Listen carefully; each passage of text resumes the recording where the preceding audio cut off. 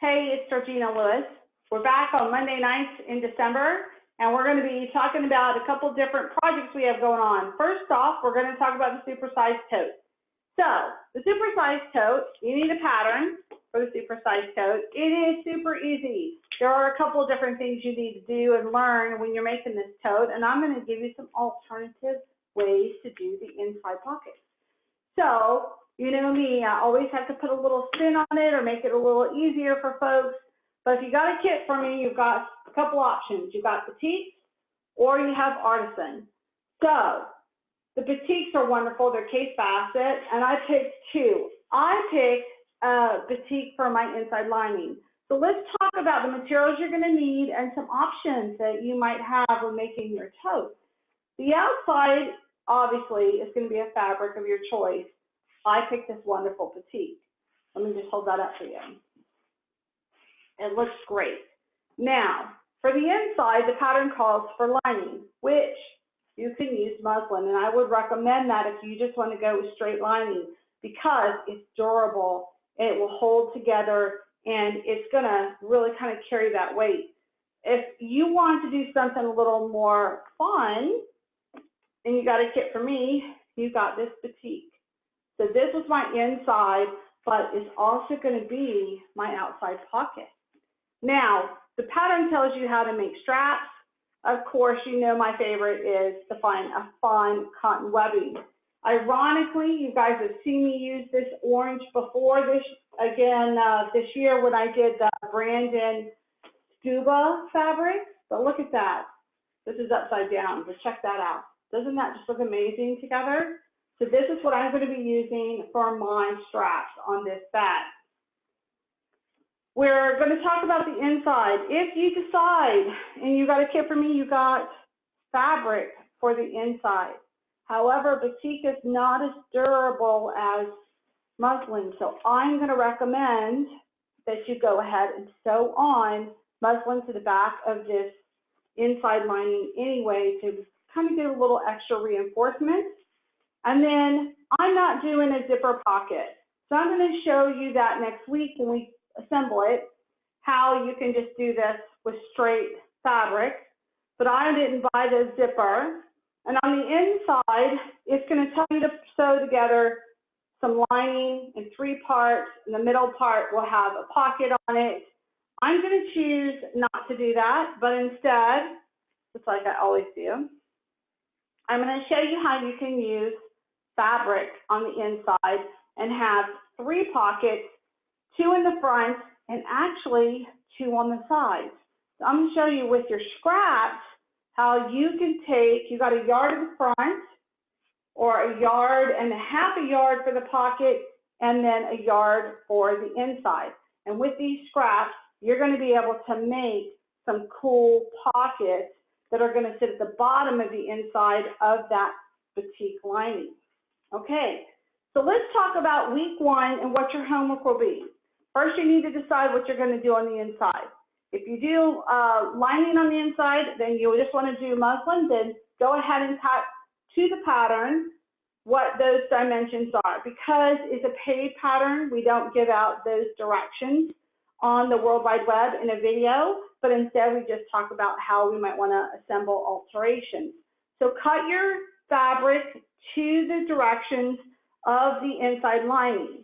On the outside, you have a couple options as you see in the picture, right? And the back of this talks about the materials required for this pattern, and it talks about either strips or fat quarters. I'm using fabric, and I took my fabric and I cut it to the dimensions in the pattern. So I did 1 for the front and 1 for the back. Now I went ahead and put on my interface, which is a foam interface stabilizer, and it's, of course, adhesive. So you're going to press it on, and it will seal it on right there. So you're going to do that foam interface on your front and your back panels.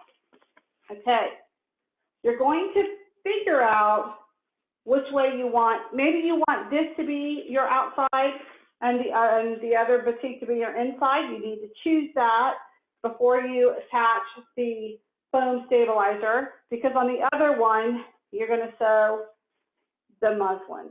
So now you've got the front, outside the front back panel done. You're going to do the inside lining front and the inside back. 4 pieces. Super easy. Now, your other option is not to do batik and to follow along the pattern and have the 3 panels for the lining. Then you need to decide what you want to do about pockets. So if you're going to use one solid piece of the top pocket, you want to use one solid piece as the inside lining. You can't do the pocket because you're not sewing pieces together. So you need an alternative, and I'm going to give that to you right now. What I want you to do is take some of your scraps, and you can decide if you want to do a 6-inch high or if you want to do an 8-inch high. Let's see what I did here. So I've already laid this out. I did 8. Now my piece is actually started at 12, and I took it. Now I've done the top already, but you can barely see right here, and I'll show a picture of it on the blog. So at the bottom of this video, you're going to see a link to a blog with close-up pictures on how I did this, but the bottom is not done yet. And what I'm going to do is press that up one time, and then press it up again and double stitch it down. And that gives me this cool like railroad effect with a 1/4 inch and a 1/2 inch stitch on a 1-inch piece that overlaps and gives me a little nice little fold. When I take this piece and I fold it down 2 times, I'm going to end up with an 8-inch, not a 10-inch, because I want to attach this to the inside, and I'm going to go ahead and pin this so you can see. So my inside lining is going to have this cool pocket effect. And next week when we start to sew this together, I'm going to show you a little trick on how you can stitch it and not seal the sides, because this is a square bag. And so the bag sides are something that you're going to need open when you sew those together. But here's the effect. Isn't that cool? So I'm going to have this inside lining with this pocket at the bottom. I'm going to stitch twice here to give me a pocket in the middle. And then I'm going to stitch again twice on the outside to give me 2 more pockets. But I'm going to keep the ends of this open, so I'm going to sew it together on the other lining so I have a side pocket as well. That'll end up giving me several pockets on the inside of this bag. And next week when I sew it together, you're going to get to see it inside out first, like I always do before I flip it back out. For this other panel, so that was one of the insides. Let me show you this other one. Okay. For this other panel, I started this batik. Again, it's lined with muslin. And then I've got the same batik with a nice edge on top. Okay. Now, let me just pin that so you can see that a little better. All right, so we're going to lay that out, pin it, and hold it up. And then it'll hold up nice and flat for you. All right, and I took the corresponding fabric that I did on that other pocket, and I used a little piece of that. And see how it flows, but then it's got this nice edge. And that's a typical binding, except what I want to do is before I put this together, I realized that I really need a little more stability. So I'm actually going to, before you see this next week sewn together, I'm going to take the back of this batik and I'm going to go ahead and press some Shape Flex interface onto this. And that's where it's one-sided interface. It's got a little grid to it, and as you press it down, it makes it nice and firm. So that gives me a little more stability. Then I'm going to bind the top and the bottom, because we cannot just assume. Let me flip this upside down and show this to you so it's a little more dramatic and you can tell what we're going to do with this. In that last example, I went ahead and I pinned and showed you the pocket level with the bottom of this inside lining, but we can't do it that way. because part of this is going to be sewn and flipped to the bottom. So if it's part of the bottom, I can't take it all the way down. Instead, it's going to be, I'm going to give you the measurements for this next week. See where that line is?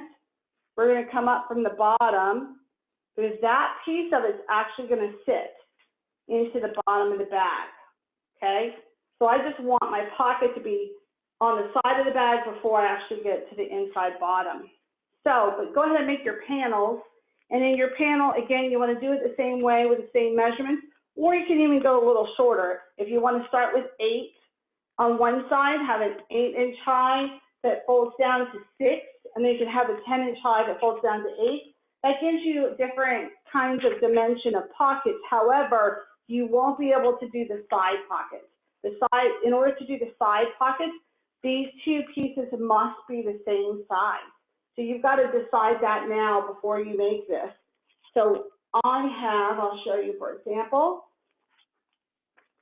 I have this panel, and I have this panel, and if I'm going to sew them together on the ends here, then when I fold this piece up and do that double seam, it can't be longer than this. It's got to be the same. So make sure you pay attention to that when you make these two pieces. They must end up being the same height. It's going to come around the sides. I'm going to sew them together and make a side pocket on the inside. Okay, very similar to other totes we've done before, a little different though. And then of course, you've got to decide what you want for your outside pocket. If you're not going to do a zipper and you're going to use batiks, then I would recommend that you take this batik and you press that interface in it. It's a one-sided college shape flex interface. You want to put that on the inside of this, and you want to fold it in half and stitch it together to make it nice and firm for that pocket that you're going to do on the outside of the bag. And follow the directions in the instructions when you're making the size of this pocket. And then before you sew it on and before you sew the straps on, which we're going to, assemble next week, you need to make a pocket for the other side. And you could use one of your straps here that you have for the other side, or you can even go shopping and find a nice, cool, coordinating piece. Now, one of the things I want you to remember that I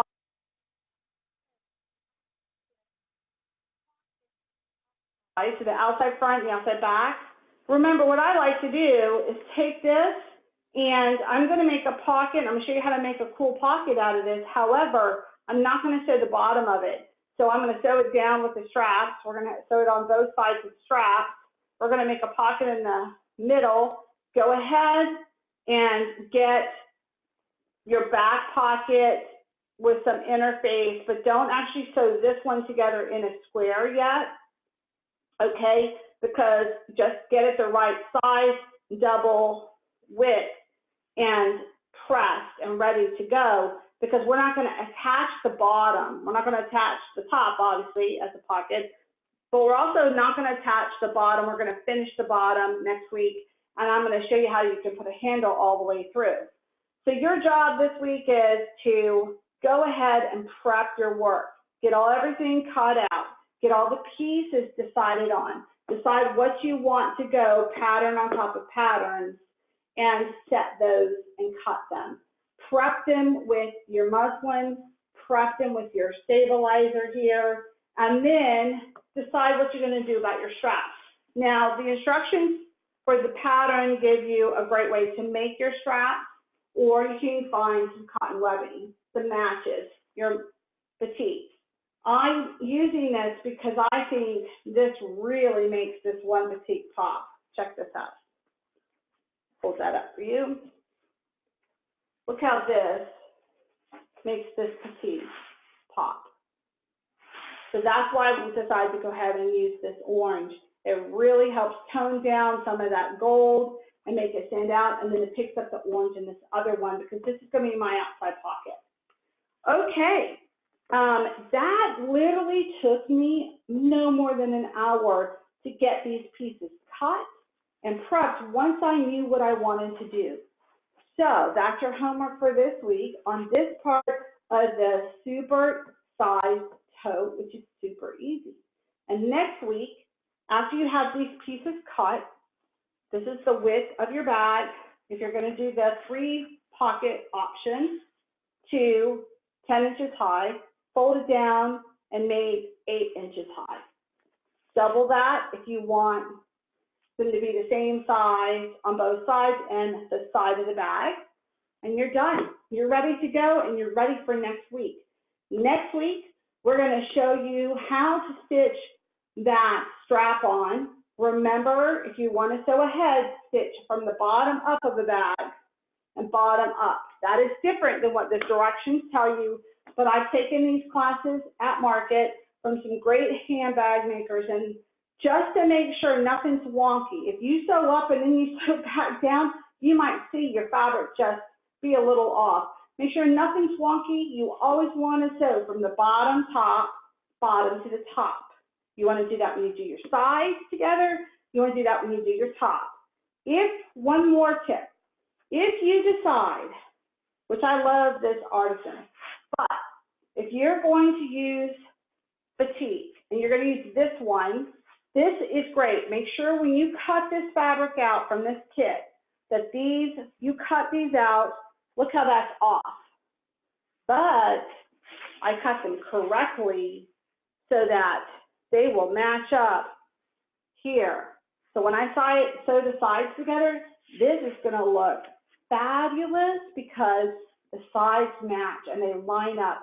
So cut your fabric, the first one, lay it on top of the other piece of fabric, give you a cutout piece for your front, lay it on top of the fabric you got in your kit and line it up and cut out the other one to match so that they're exactly the same pattern set and they will line up when you go to sew the sides. Okay, the other tip I can give you is some of the stabilizer, the foam stabilizer. It comes 20 inches wide, which is not wide enough. Whenever, you should have learned this in some other totes that we did, whenever you have stabilizer and it's a little short, or your pockets that you're going to do, if you're going to do a full inside pocket and it's a little short, always match the bottoms up. Always match the sides up so you can get that reinforcement there. It's the top that's going to have some kind of finish or edging, or we can always even up the top before we finish it off. But it's the bottom and the sides that need to match perfectly. So those are my tips of the week on how to cut your fabric. Those are my tips on alternatives you might have to your inside bag. Okay? We've given you something to think about for our inside pocket, which is super easy. You don't have to worry about lining a lot of different sizes and shapes and pockets up and measuring a lot because it made it easy that way. And then we talked about an option for your straps. You can either buy the webbing or make your straps. Do those 3 things, and I will see you next week when we finish this tote and sew it all together. Have a great week, and I'm Georgina Lewis, and please join us in our next Sew Along with Georgie Girl.